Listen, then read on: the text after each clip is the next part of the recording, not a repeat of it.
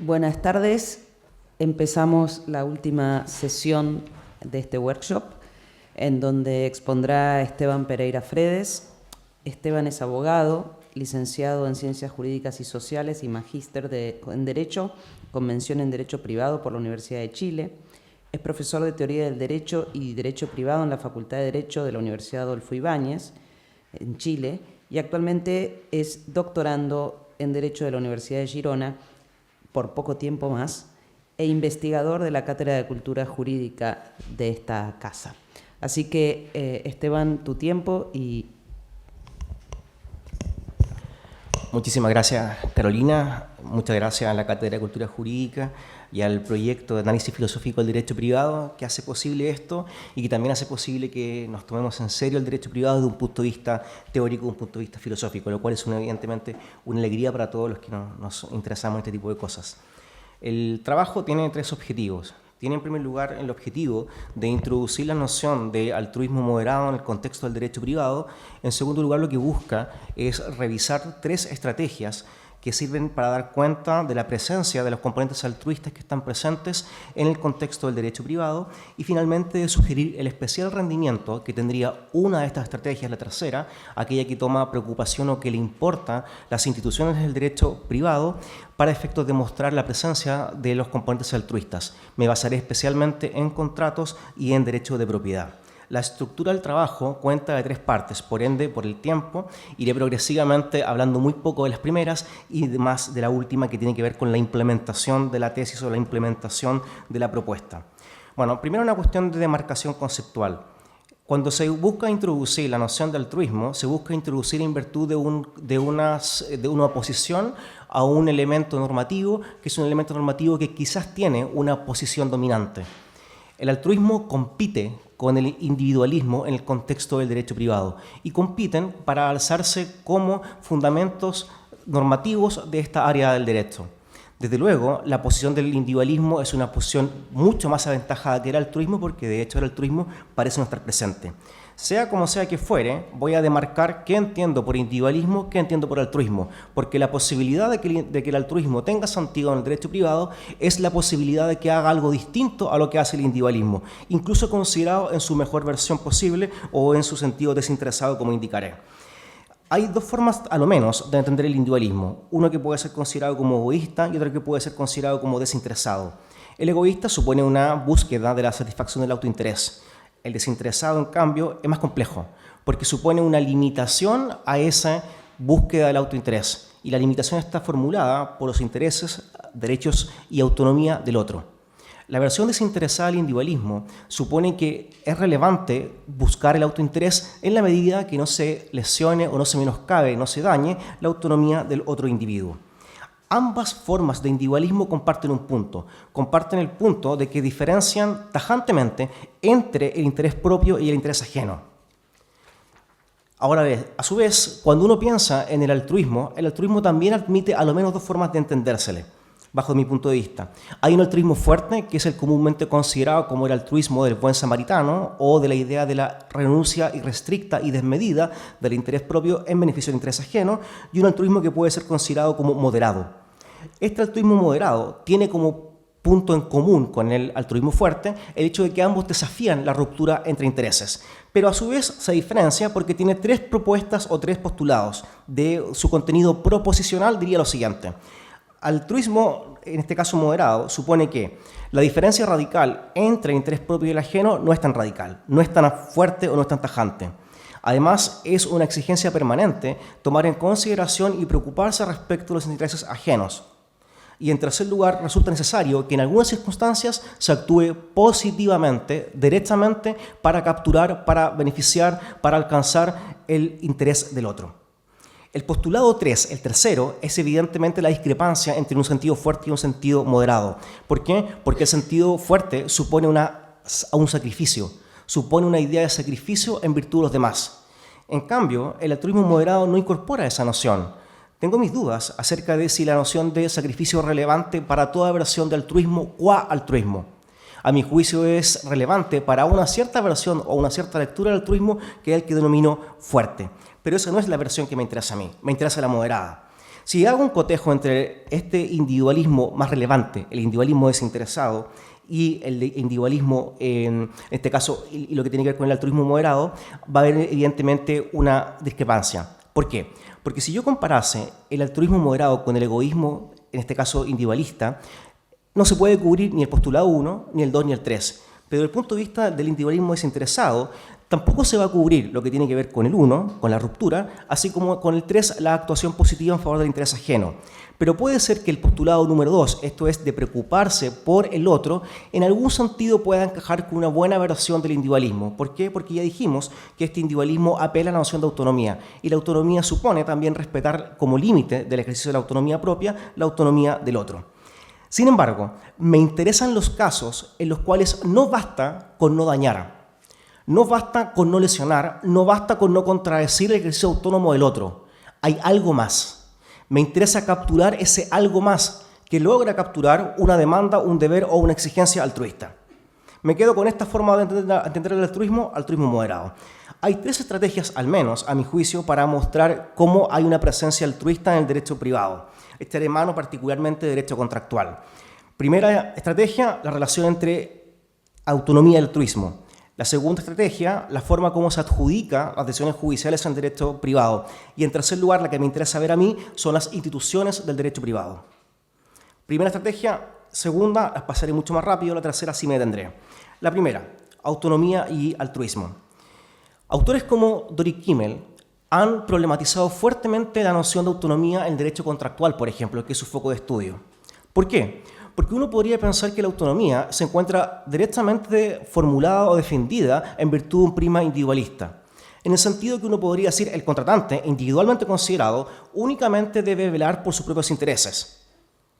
Y por ende, no debe velar por el interés del otro, contratante, porque muchas veces los contratos suponen algo así como una oposición o contradicción de intereses. Es una forma de ver el contrato. Pero Kimmel, por ejemplo, establece que la autonomía para el derecho contractual es relevante en 2 sentidos. Es relevante por el respeto a la autonomía y es relevante por el fomento a la misma. Uno podría pensar que los intereses ajenos no son tan ajenos para el derecho contractual como uno podría creer que los es, en principio. ¿Por qué? Porque si uno habla de la primera noción de Kimmel, respeto, tenemos que, por ejemplo, el efecto vinculante al contrato, el pacta sunt servanda o fuerza obligatoria, devela un respeto a la autonomía de aquel que cumple, pero además de la otra parte a quien se le cumple el vínculo contractual, dado que ambos han celebrado un contrato de forma autónoma. Cumplir el contrato es honrar mi autonomía, así como honrar la autonomía del otro. Charles Fried, en el año 71, tenía una lectura en este sentido y proponía honrar la autonomía de forma bilateral, si se quiere, tanto de una parte como de la otra. Esta suerte tímida de consideración del interés ajeno es una cuestión muy tímida. No se puede encontrar aquí un elemento altruista aun cuando haya una atención, una preocupación por el interés ajeno. Vamos ahora al fomento. En el fomento, en cambio, hay una cuestión relevante. ¿Por qué? Porque el derecho contractual supone un fomento, un aliento de la autonomía. ¿Pero la autonomía de quién? Una posibilidad es leerlo desde el punto de vista del contratante individual, indicar que cuando el derecho contractual permite celebrar, modificar, cumplir, incumplir, extinguir un vínculo contractual, lo que hace es únicamente, en este caso, fomentar o alentar la autonomía del contratante en particular. Pero puede ser que también haya un mensaje de fomento hacia otros individuos y no solamente el individuo con el cual se correlaciona en ese contrato en particular. ¿Qué es lo que se dice cuando el derecho contractual intenta formular que se fomenta o se alienta la autonomía de los individuos? Puede ser que lo que se busque es ensanchar el campo o el espacio de actuación autónoma de los demás sujetos que no están solamente vinculados en la relación contractual en concreto, sino que son parte de las relaciones jurídicas de derecho privado. Puede ser que una lectura fuerte de esta autonomía dé cuenta de la posibilidad de extender o de ensanchar el espacio en el cual los individuos se desenvuelven de forma autónoma. Esta forma de la autonomía, a mi juicio, podría mostrar algo así como una visión normativa respecto del espacio autónomo que pueden cumplir cada uno de los individuos. Esta versión es evidentemente más satisfactoria porque mostraría más luces a cómo la noción de autonomía, tradicionalmente leída en virtud de un canon individualista, puede dar cuenta de elementos o componentes altruistas. Tímidos, pero componentes altruistas entendidos como una consideración en el sentido de consideración de interés ajeno o una consideración respecto del interés del otro. ¿Cuál sería este interés? Ensanchar el margen de autonomía. Autores como Daniel Markovits, por ejemplo, en el año 2004, han establecido que el individualismo no logra capturar lo valioso del contrato, porque no logra capturar lo que se denomina como el ideal de colaboración que hay en el vínculo contractual, que se enfatiza en contratos asociativos y también razones de fiducia, en los cuales se formula una comunidad de intereses, una comunidad colaborativa que no puede ser capturada únicamente en virtud de un prisma individualista. Markovits, desde luego, no propicia la noción de altruismo en el derecho contractual, pero indica que el individualismo no es suficiente, al menos para capturar ese tipo de actuación que, en términos de Michael Bradman, en teoría de la acción, sería una acción cooperativa conjunta. Segunda estrategia que tiene que ver con toma de decisiones. Duncan Kennedy, en el año 76, en el artículo seminal sobre este tipo de temas, quizás el primero en el cual se busca introducir la noción de altruismo en el derecho privado, dijo, bueno, pongamos atención a la forma como se toman las decisiones en el contexto del derecho privado. Y la forma como se toman las decisiones es pensar en que hay justificación de decisiones judiciales que atienden a cuestiones normativas y no son cuestiones normativas únicamente individualistas. Hay también altruistas, o que proclaman la relevancia del interés ajeno y que proclaman la renuncia a esta ruptura o a esta fractura fuerte de intereses. Por ejemplo, dice Kennedy, ¿por qué podría uno pensar en reglas y en principios, de preferencia para regular cuestiones de comportamiento en el derecho privado? Reglas porque suponen un test de mayor neutralidad, pero principios porque suponen un test mayor de flexibilidad en su aplicación al caso concreto. Pensemos nuevamente en la regla que establece la obligatoriedad del vínculo contractual. Puedo darle una evaluación positiva, así como un juzgamiento negativo. La evaluación positiva pasa por el hecho de que supone neutralidad frente a los contratantes. Cada parte, cada contratante, sin discriminar, que celebre un contrato de forma voluntaria, puede darle el carácter de ley, es obligatorio para ellos, sin discriminación. Pero desde el punto de vista negativo, uno podría decir, esa consideración es demasiado rígida. Se muestra miope frente a la especificidad de ciertos casos en los cuales no se puede adoptar esta fuerza obligatoria del contrato de forma ideal. Por ejemplo, casos de imprevisión. En los casos de imprevisión, uno diría, se indica que la regla del contrato es una regla negativa, insuficiente, reprochable frente a este tipo de casos y no se le puede aplicar simplemente el pacta sunt servanda, es porque se aleja de un prisma individualista y se opta por un prisma altruista. ¿En qué sentido? En que se rechaza la fractura de intereses entre un contratante y el otro. Uno que no le pasa nada y el otro que tiene que soportar el acaso imprevisto. Este conflicto entre pacta sunt servanda, regla, y principio, pongámosle el apellido de principio de buena fe contractual, con el cual generalmente se tematiza este pacta sunt servanda, se aprecia en el siguiente término. Si se aplica por el juez la regla del pacta sunt servanda, no se toma en consideración los intereses del individuo que soporta el riesgo o que soporta en este caso el imprevisto. Si se opta en este caso por la buena fe y se adopta alguna medida institucional que tiene la imprevisión, como por ejemplo resolución, revisión judicial o de forma ostensible el deber de renegociación contractual, lo que ocurre ahí es que se toma en consideración el interés de aquella parte que va a soportar este imprevisto. Según Kennedy, lo relevante es que los jueces, cuando optan por el principio y no así por la regla, se alejan, se distancian de una consideración individualista y optan por una alegación altruista, y estas están en franca contraposición. Tercera estrategia, la que me interesa. Considero que 1 y 2, en cuanto a estrategias, son insuficientes, consideradas ellas por sí mismas de forma individual. ¿Por qué? Porque el esquema de la autonomía tiene que tener en consideración que la autonomía no es solo el único valor en juego en el campo contractual, así como tampoco en el derecho privado. No porque una buena lectura de la autonomía capture o devele ribetes altruistas, se puede decir que efectivamente la autonomía debe leerse en tales términos. De hecho, la lectura más afianzada es aquella que lee la autonomía en virtud de un canon individualista. Contra Kennedy o contra el esquema de Kennedy, uno puede decir, bueno, efectivamente Kennedy da luz respecto a una situación que ocurre. ¿Qué ocurre? Que los jueces apelan a cuestiones normativas y a veces a cuestiones normativas individualistas y altruistas en sus decisiones. Pero esto no nos muestra nada particularmente relevante del derecho contractual, así como tampoco del derecho privado. Dice algo respecto al derecho de la toma de decisiones. Lo que me interesa en particular tiene que ver con mi propuesta. ¿Qué pasa con mi propuesta? La tercera forma de ver esto es pensar en instituciones del derecho privado que sean centrales y determinar cómo se puede extraer componentes altruistas que subyacen a esas instituciones. no es una estrategia de reformulación, es una estrategia de explicitación o de develamiento. No busca desfigurar la forma como se conoce el derecho privado, sino que busca sacar partido de la complejidad que tiene la institución en el derecho privado o el instituto en el mismo. El carácter que tiene esta estrategia respecto a las demás es una relación de complementariedad. Ninguna por sí misma, ninguna individualmente considerada es suficiente para agotar la presencia del altruismo en el derecho privado. Todas, mutuamente consideradas, se refuerzan y dan cuenta de la tesis según la cual no es suficiente una fundamentación individualista para dar cuenta de la complejidad del derecho privado, ni contractual, ni, por ejemplo, ahora que veremos propiedad. Cuando pienso en institutos o instituciones, estoy pensando en un conjunto de reglas, instituciones y prácticas que muchas veces tienen que ver con un reconocimiento expreso de un sistema jurídico en particular, pero también se da cuenta de un constructo como teorías, como construcciones dogmáticas que no necesariamente tienen reconocimiento en el sistema jurídico vigente en un contexto en particular. Si uno rastrea estas formas de entender la institución, Searle, por ejemplo, en su artículo ¿Qué es una institución?, en el año 2005, estableció algo parecido. Puede ser considerado como una institución cualquier sistema de reglas aceptadas colectivamente que sean prácticas, procedimientos en virtud de los cuales se puedan crear hechos institucionales. Pongamos en práctica este modelo o esta tercera estrategia. La ponemos en práctica en contratos, la ponemos en práctica también en el contexto del derecho de propiedad. En el contexto, ¿por qué se elige esto? ¿Por qué elijo contratos y propiedad? Porque sin duda es el corazón del derecho privado.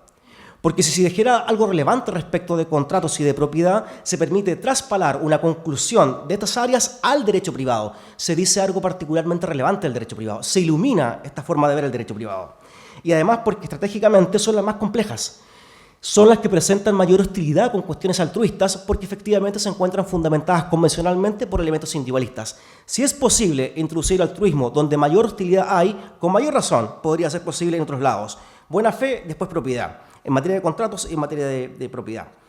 En el caso de la buena fe es un instituto relevante. ¿Por qué? Si uno lee la buena fe importa al menos 3 deberes. Un deber de no dañar el interés del otro, un segundo nivel de tener presente las expectativas y intereses del otro contratante y un tercer deber que tiene que ver con actuar positivamente en favor del otro. Como la buena fe se considera un principio objetivo de la contratación, rige todo el íter contractual. Y eso supone que tanto en el ámbito precontractual, contractual y postcontractual tiene vigencia sus demandas.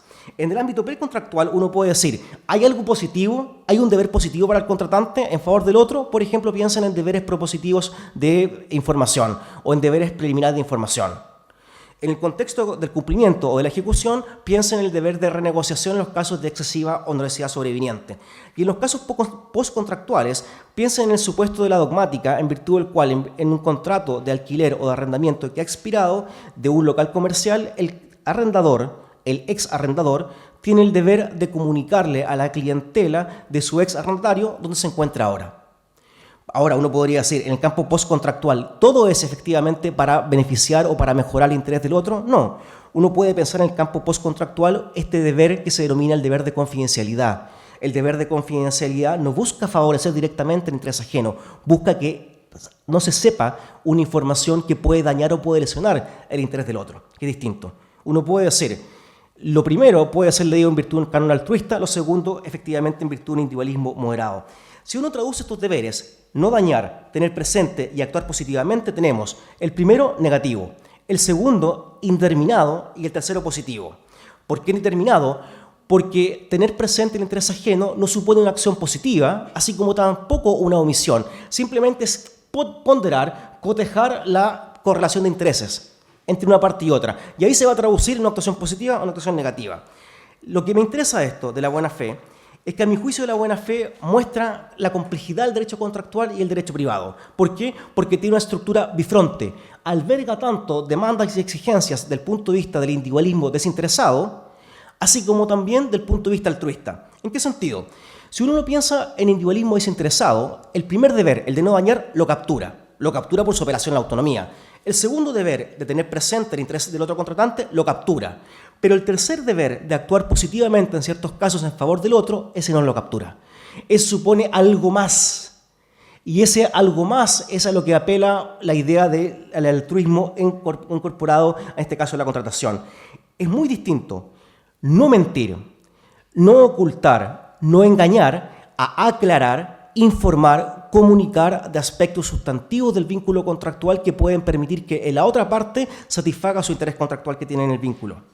Como dice la jurisprudencia muchas veces, si yo sé que la otra parte me alquila un inmueble para instalar una cancha de minigolf, aun cuando yo cumpla todos los términos del vínculo contractual, debo decirlo. Y si debo decirlo por un deber de buena fe, un deber secundario de buena fe, es porque debo satisfacer directamente el interés ajeno. No solamente no dañándolo, sino actuando positivamente en virtud del otro. Esto está reconocido por la dogmática civil en el contexto de lo que tiene que ver con la dogmática, por ejemplo, en Emilio Betti, cuando Emilio Betti en la Teoría General de las Obligaciones de principios del siglo pasado establecía esta idea de que hay un deber de colaboración en favor del interés ajeno que expresa la buena fe objetiva. También en el campo del derecho comparado, el BGB alemán, en su parágrafo 241, regla segunda, establece la obligación de las partes de tener en consideración y de respetar los intereses de la otra parte. Ahora no podría ser, ok, tengo un deber positivo de actuación en la buena fe que es capturado únicamente en virtud de una fundamentación altruista en el sentido moderado. ¿Por qué? Porque no implica sacrificarse. No implica, por ejemplo, decir todo lo que yo sé del contrato. No implica poner en tela de juicio la información que manejo. Implica decir aquello que es determinante para que la otra parte satisfaga su interés contractual. Vámonos a propiedad. En el caso de propiedad, traigo a colación una cuestión relevante en relación al concepto de propiedad. Como se sabe, los conceptos de propiedad decimonónicamente se pueden leer de una forma analítica. ¿En qué sentido? En que lo que hacen es agrupar un conjunto de facultades, de prerrogativas y de potestades. Por ejemplo, el artículo 544 del Código Civil Napoleónico de 1804 establecía perfectamente esta forma de verlo. Indicaba, de la manera más absoluta, se puede ejercer la propiedad siempre que no esté prohibido por reglamentos y por leyes. El Código Civil chileno, en el artículo 582, establece en cambio que se puede usar, en este caso, gozar y disponer de forma arbitraria, no siendo contra la ley o contra el derecho ajeno. Uno diría, su teoría, si diferencia entre individualismos, puede pensar que el primero, el Código francés, es una suerte de individualismo egoísta, y el segundo, el Código Civil chileno, por esta introducción de la cláusula, no siendo contra el derecho ajeno, es una fórmula de individualismo desinteresado, sí. Sí, en la segunda respuesta, no en la primera. ¿Por qué no en la primera? Porque no sería del todo justo pensar que el Código Civil Napoleónico, en su comprensión de la propiedad, es solamente un individualismo egoísta. Es una lectura, es una forma de verlo. Hay muchísima literatura que indica que en realidad este individualismo y absolutismo dominical es parte de la influencia de la lectura de Savigny por los comentadores y no es propio de los redactores del Código Civil. Pero el punto de vista del Código Civil chileno, aquel que establece que se puede usar, gozar y disponer, no siendo contra la ley ni contra derecho ajeno, ahí había una consideración relativa al interés del otro. Pero como límite, no para favorecerlo. No es que el dueño deba hacer algo en virtud del otro, sino que debe simplemente no lesionarlo. Por ende, toda la teoría de submisiones y todo lo que tiene que ver con relaciones de vecindad se pueden fundamentar en virtud de una noción de individualismo desinteresado. Por ende, ¿dónde hay altruismo en el caso de la propiedad? No hay a nivel de concepto de propiedad. Quizás hay en una institución periférica, como por ejemplo la servidumbre. En el caso de la servidumbre, lo que ocurre es lo contrario, porque se muestra la relación entre un predio, el dominante, y otro predio, el sirviente, en virtud del cual el segundo debe dejar que el primero haga algo por su propio beneficio, por su propio interés, como ocurre, por ejemplo, en la servidumbre de tránsito, en la servidumbre de acueducto. Es un beneficio que el predio dominante no puede alcanzar, sino en la medida que el predio sirviente se abstenga de hacer algo. Acá la acción es una acción distinta, es una acción omisiva. ¿En qué sentido omisiva? En el sentido de que se abstiene de frustrar la satisfacción del interés del predio dominante. ¿Hay altruismo? Sí, porque cumple el presupuesto 1, el postulado 2 y el 3. Cumple la idea de que se desafía la fractura entre intereses, cumple la idea de que se atiende permanentemente el interés del predio dominante y cumple la idea de que el predio sirviente actúa en favor del interés ajeno. Únicamente queda beneficiado el predio dominante y no así el sirviente. Esto es lo que nos hace pensar, y con esto termino, es que la relación y la forma como se expresa el individualismo desinteresado y el altruismo en el derecho privado es compleja, porque no se expresa en la misma medida, en el mismo grado y con la misma intensidad. Parece ser más latente, más nítida la presencia del individualismo desinteresado que del altruismo, pero lo que me interesa es defender la presencia, la reivindicación por el espacio que le corresponde al altruismo en el campo del derecho privado. No así una aspiración hegemónica. Puede ser una objeción el hecho de que se indique que la servidumbre es una institución periférica excepcional respecto al derecho de propiedad, no es una objeción particularmente sensible, porque lo que me interesa es una aspiración de posicionamiento antes que una pretensión de hegemonía. Conclusiones. Estas estrategias son mutuamente complementarias y la que más tiene sentido a mi juicio es aquella que piensa en instituciones de derecho privado, sean contractuales o sean en este caso propietarios, porque lo que nos muestran es que si es posible descomponer estas instituciones y extraer componentes altruistas de, por ejemplo, contratos y de propiedad, se puede predicar y traspalar esa conclusión al derecho privado en general. Muchísimas gracias.